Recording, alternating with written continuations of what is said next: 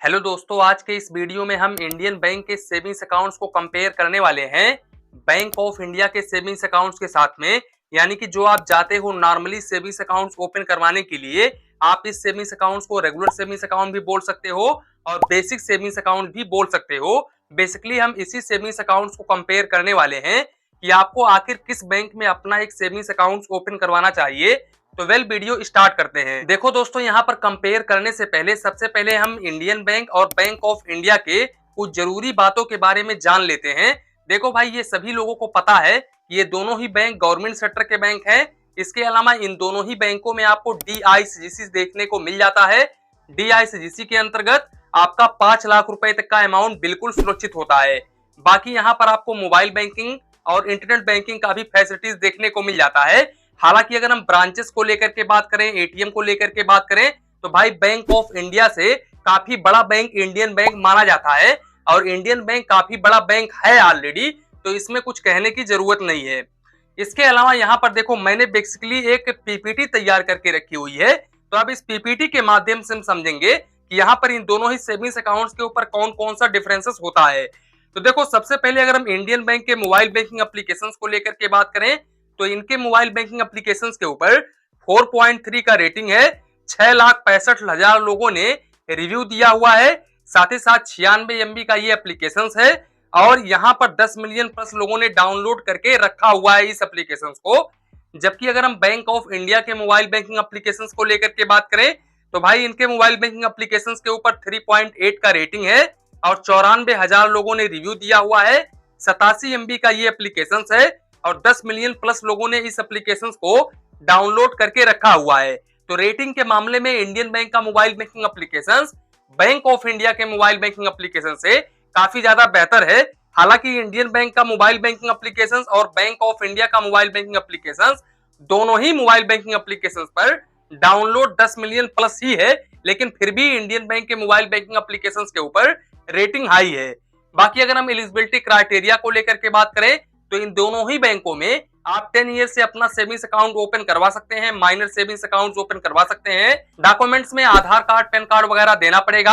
आपका भारतीय नागरिक होना जरूरी है और अप टू 2,000 रुपए तक की डिपॉजिट करनी पड़ती है अकाउंट ओपन करते समय। हालांकि किसी किसी ब्रांच में भाई कर्मचारी डिपॉजिट ही नहीं करवाते हैं, आपका फ्री ऑफ कॉस्ट में अकाउंट ओपन कर देते हैं, तो वो अलग बात है। किसी किसी ब्रांच में भाई कर्मचारी अच्छे होते हैं तो बोलते हैं अकाउंट ओपन कर दो, फिर बाद में आप डिपॉजिट कर लीजिएगा। इसके अलावा यहां पर मैं आपको बता दूं कि इंडियन बैंक आज के डेट में 2.50% से लेकर के 2.65% पर एनम का rate of interest savings accounts के ऊपर ऑफर कर रहा है। जबकि बैंक ऑफ इंडिया 2.50% से लेकर के 4.85% पर एनम तक का इंटरेस्ट रेट ऑफर कर रहा है। अब भाई इंटरेस्ट रेट के मामले में आप बोलोगे कि बैंक ऑफ इंडिया बेहतर है, लेकिन भाई 4.85% का इंटरेस्ट रेट लेने के लिए ना आपके अकाउंट में काफी हाई लेवल का बैलेंस होना चाहिए, तभी आपको इतना इंटरेस्ट रेट देखने को मिलेगा। तो आप 2.50% ही मान के चलो, तो एक हिसाब से ये दोनों ही बैंकों में इंटरेस्ट रेट सेम ही देखने को मिल रहा है। इसके अलावा ये दोनों ही बैंकों में आपको आज के डेट में मिनिमम बैलेंस कुछ भी मेंटेन करके नहीं चलना पड़ता है और ना ही तो आपको मिनिमम बैलेंस के ऊपर चार्जेस देना पड़ता है। हालांकि वो अलग बात है कि अकाउंट ओपन करते समय 1,000 रुपए या फिर 2,000 रुपए की डिपॉजिट आपको करनी पड़ती है। इसके अलावा अगर हम SMS अलर्ट को लेकर के बात करें, तो भाई इंडियन बैंक में आपको 25 पैसे पर SMS चार्जेस देना पड़ता है और मैक्सिमम 15 रुपए प्लस GST मंथली बेसिस पर चार्जेस देना पड़ता है। जबकि बैंक ऑफ इंडिया में आपको 5 SMS अलर्ट बिल्कुल फ्री ऑफ कॉस्ट में देखने को मिलता है पर मंथ, और यहाँ पर अगर एक्स्ट्रा SMS वगैरह आता है तो फिर ज्यादा से ज्यादा आपको 30 रुपए प्लस GST चार्जेस देना पड़ता है पर मंथ के हिसाब से। इसके अलावा अगर हम चेकबुक को लेकर के बात करें, तो भाई इंडियन बैंक आपको 20 पेज का चेकबुक बिल्कुल फ्री ऑफ कॉस्ट में ऑफर करता है पर फाइनेंशियल ईयर। एक्स्ट्रा चेकबुक वगैरह लेते हो तो फिर यहाँ पर 4 रुपए प्लस GST पर पेज का चार्जेस देना पड़ता है। जबकि बैंक ऑफ इंडिया आपको 25 पेज का चेकबुक पर फाइनेंशियल ईयर बिल्कुल फ्री ऑफ कॉस्ट में ऑफर करता है, और यहाँ पर अगर आप एक्स्ट्रा चेकबुक वगैरह लेते हो तो फिर इस केस में 5 रुपए प्लस GST पर पेज का चार्जेस देना पड़ता है। इसके अलावा यहाँ पर आपको इन दोनों ही बैंकों में UPI वगैरह देखने को मिल जाता है। पर डे आप अप टू 1 लाख रुपए तक UPI कर सकते हो। साथ ही साथ अकाउंट की कोई भी लिमिटेशंस नहीं होती है। आप जितना मर्जी चाहे उतना बैलेंस इस अकाउंट्स में रख सकते हो। इसके अलावा यहाँ पर एनईएफटी, आरटीजीएस, आईएमपीएस वगैरह देखने को मिल जाता है इन दोनों ही बैंकों में। इसके साथ साथ अगर हम कैश डिपॉजिट को लेकर के बात करें तो देखो भाई, यहाँ पर इंडियन बैंक में होम ब्रांच के माध्यम से अगर कैश डिपॉजिट करते हो ना तो ये बिल्कुल फ्री ऑफ कॉस्ट होता है, लेकिन नॉन होम ब्रांच के माध्यम से अप टू 50,000 रुपए ही free per month cash deposit कर सकते हो। और अगर आप इस लिमिट को क्रॉस करते हो तो फिर इस केस में ₹1 प्लस जीएसटी पर 1000 के हिसाब से चार्जेस देना पड़ता है और मिनिमम आपको ₹25 plus GST per transaction charges देना पड़ता है। जबकि वहीं पर अगर हम बैंक ऑफ इंडिया को लेकर के बात करें तो यहाँ पर बैंक ऑफ इंडिया में आप चाहे तो होम ब्रांच के माध्यम से कैश डिपॉजिट करो या फिर नॉन होम ब्रांच के माध्यम से कैश डिपॉजिट करो। यहाँ पर भाई 5 बार कैश डिपॉजिट आप बिल्कुल फ्री ऑफ कॉस्ट में कर सकते हैं। अमाउंट लिमिट यहाँ पर इन्होंने क्लियरिफिकेशन नहीं दिया है, यहाँ पर सीधे सीधे इन्होंने कहा है कि आप 5 बार कैश डिपॉजिट कर सकते हो और अगर आप इस लिमिट को क्रॉस करते हो तो फिर इस केस में आपको ₹50 plus GST per transaction charges देना पड़ता है। तो भाई डिपॉजिट लिमिट को लेकर के बात करें तो बैंक ऑफ इंडिया में और इंडियन बैंक में, दोनों ही बैंकों में लगभग सेम है, क्योंकि इंडियन बैंक में आपको होम ब्रांच में फ्री ऑफ कॉस्ट है लेकिन नॉन होम ब्रांच में चार्जेस देना पड़ रहा है। जबकि बैंक ऑफ इंडिया में सीधे सीधे है भाई कि 5 ट्रांजेक्शन आप मंथली कर सकते हैं। मुझे नहीं लगता है कि एक नॉर्मली पर्सन एक महीने में 5 बार से अधिक कैश डिपॉजिट करते होंगे, क्योंकि भाई देखो यहाँ पर जिन लोगों को बिजनेस करना होता है उन्हीं लोगों को ज्यादा कैश डिपॉजिट करना पड़ता है, तो यहाँ पर आपके लिए ये बेहतर है। दूसरी बात, अगर हम विड्रॉवल को लेकर के बात करें तो देखो इंडियन बैंक में आप होम ब्रांच के माध्यम से जितने रुपए चाहे उतने रुपए निकाल सकते हैं, लेकिन नॉन होम ब्रांच के माध्यम से अप टू 50,000 रुपए ही फ्री पर मंथ पैसे निकाल सकते हैं।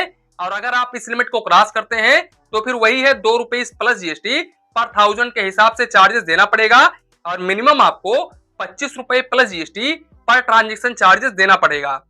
जबकि बैंक ऑफ इंडिया में भाई आप चाहे तो होम ब्रांच के जरिए पैसे निकालो या फिर नॉन होम ब्रांच के माध्यम से पैसे निकालो, आप एक महीने में 5 बार पैसे निकाल सकते हो बिल्कुल फ्री ऑफ कॉस्ट में। और अगर आप इस लिमिट को क्रॉस करते हो तो फिर इस केस में ₹75 plus GST per transaction charges देना पड़ता है। इसके अलावा अगर हम डेबिट कार्ड को लेकर के बात करें तो इंडियन बैंक आपको क्लासिक वेरिएंट का डेबिट कार्ड ऑफर करता है और बैंक ऑफ इंडिया भी क्लासिक वेरिएंट का डेबिट कार्ड ऑफर करता है। अब देखो यहाँ पर इंडियन बैंक के डेबिट कार्ड के ऊपर इशुएंस फीस ₹150 प्लस जीएसटी और annual maintenance charges ₹200 plus GST देना पड़ता है। और भाई इनके ओन बैंक के एटीएम से एक महीने में आप 5 ट्रांजेक्शन कर सकते हैं बिल्कुल फ्री ऑफ कॉस्ट में। और अगर आप इस लिमिट को क्रॉस करते हैं तो फिर इस केस में फाइनेंशियल ट्रांजेक्शन के ऊपर ₹15 प्लस जीएसटी और नॉन फाइनेंशियल ट्रांजेक्शन के ऊपर ₹6 plus GST per transaction charges देना पड़ता है। इसके अलावा दूसरे बैंक के एटीएम से भी आप एक महीने में 5 ट्रांजेक्शन कर सकते हैं और मेट्रो सिटी से एक महीने में आप 3 बार ट्रांजेक्शन कर सकते हैं बिल्कुल फ्री ऑफ कॉस्ट में। और अगर आप इस लिमिट को क्रॉस करते हैं तो फिर इस केस में फाइनेंशियल ट्रांजेक्शन के ऊपर ₹23 प्लस जीएसटी और नॉन फाइनेंशियल ट्रांजेक्शन के ऊपर ₹11 plus GST per transaction charges देना पड़ता है। इसके अलावा इस डेबिट कार्ड से आप ₹25,000 पर डे निकाल सकते हैं और ₹25,000 तक ही ऑनलाइन आप ट्रांजेक्शन कर सकते हैं। वहीं पर अगर हम बैंक ऑफ इंडिया को लेकर के बात करें तो भाई बैंक ऑफ इंडिया के डेबिट कार्ड के ऊपर आपको इशुएंस फीस ₹250 प्लस जीएसटी और annual maintenance charges ₹250 plus GST ही देना पड़ता है। और यहाँ पर भाई इनके ओन बैंक के एटीएम से एक महीने में 10 ट्रांजेक्शन कर सकते हैं बिल्कुल फ्री ऑफ कॉस्ट में। और अगर आप इस लिमिट को क्रॉस करते हैं तो फिर इस केस में ₹10 प्लस जीएसटी पर फाइनेंशियल ट्रांजेक्शन के ऊपर चार्जेस देना पड़ता है। सबसे अच्छी बात यह है कि यहाँ पर बैंक ऑफ इंडिया में नॉन फाइनेंशियल ट्रांजेक्शन बिल्कुल फ्री ऑफ कॉस्ट है। अगर आप इनके ओन बैंक के एटीएम से ट्रांजेक्शन वगैरह करते हो तो जैसे कि बैंक बैलेंस इंक्वायरी वगैरह करते हो या फिर मिनी स्टेटमेंट वगैरह चेक करते हो तो ये जितने बार चाहे उतने बार कर सकते हो, लेकिन ओन बैंक के एटीएम से करिएगा तभी आपको ये बिल्कुल फ्री ऑफ कॉस्ट में देखने को मिलेगा। दूसरी बात, इस डेबिट कार्ड से आप किसी दूसरे बैंक के एटीएम से एक महीने में 5 फाइनेंशियल और नॉन फाइनेंशियल ट्रांजेक्शन कर सकते हैं और मेट्रो सिटी से एक महीने में आप 3 फाइनेंशियल और नॉन फाइनेंशियल ट्रांजेक्शन कर सकते हैं। अब अगर आप इस लिमिट को क्रॉस करते हैं तो फिर इस केस में फाइनेंशियल ट्रांजेक्शन के ऊपर ₹21 प्लस जीएसटी और नॉन फाइनेंशियल ट्रांजेक्शन के ऊपर ₹8 plus GST per transaction charges देना पड़ता है। दोस्तों मैं आपको बता दूं कि इस डेबिट कार्ड से आप per day up to 1 lakh रुपए तक ट्रांजेक्शन कर सकते हैं। आप चाहे तो यहाँ पर पैसे निकालो, चाहे तो आप यहाँ पर ऑनलाइन ट्रांजेक्शन करो। अब यहाँ पर बैंक ऑफ इंडिया ने ये क्लियरिफिकेशन नहीं दिया है कि यहाँ पर आप कितना ऑनलाइन ट्रांजेक्शन कर सकते हो और कितने रुपए निकाल सकते हो एक दिन में। अब देखो कुल मिलाकर के देखा जाए कि भाई हमें कौन से बैंक में अपना एक नॉर्मल सेविंग्स अकाउंट ओपन करवाना चाहिए। तो देखो सबसे पहले मैं आपको बता दूं कि इंडियन बैंक तो बैंक ऑफ इंडिया से बड़ा बैंक है। दूसरी बात, इंडियन बैंक में होम ब्रांच में आप चाहे तो पैसे निकालो, चाहे तो पैसे जमा करो, यहाँ पर ये बिल्कुल फ्री ऑफ कॉस्ट है। तीसरी बात, डेबिट कार्ड के ऊपर चार्जेस काफी कम लग रहा है आपको, यानी कि कम देना पड़ रहा है, जबकि बैंक ऑफ इंडिया में आपको 250 रुपए प्लस जीएसटी देना पड़ रहा है।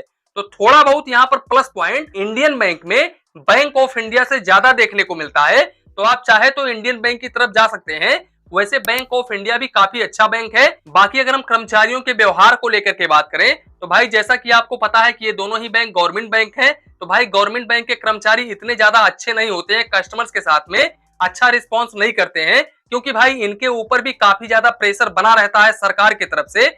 और इनको भाई जैसे कि नया नया स्कीम आ गया सरकार की तरफ से, तो भाई यहाँ पर उनको इंश्योरेंस भी करना पड़ता है, नया नया स्कीम्स को बताना पड़ता है, जिसके कारण इनके ऊपर लोड काफी ज्यादा होता है और एक ब्रांच में कर्मचारी आपको काफी कम देखने को मिलते हैं, जिसके कारण भाई ये कर्मचारी फ्रस्ट्रेटेड होते हैं, तो जल्दी कस्टमर्स का बात नहीं सुनते हैं। लेकिन किसी किसी ब्रांचों में भाई आपको अच्छे कर्मचारी भी देखने को मिल जाते हैं, अच्छा काम भी आपका हो जाता है। तो दोस्तों वैसे आप डिसाइड कर सकते हो कि मुझे किस बैंक में अपना एक सेविंग्स अकाउंट ओपन करवाना चाहिए। तो कुल मिलाकर के ये था आज का वीडियो, यहीं पर वीडियो को समाप्त करते हैं। वीडियो पसंद आया हो तो प्लीज वीडियो को एक लाइक करिए और अपने चैनल फाइनेंस बैंकिंग को सब्सक्राइब करिए। मन में कुछ डाउट हो, कंफ्यूजन हो तो प्लीज कमेंट करिए। धन्यवाद, मिलते हैं नेक्स्ट वीडियो।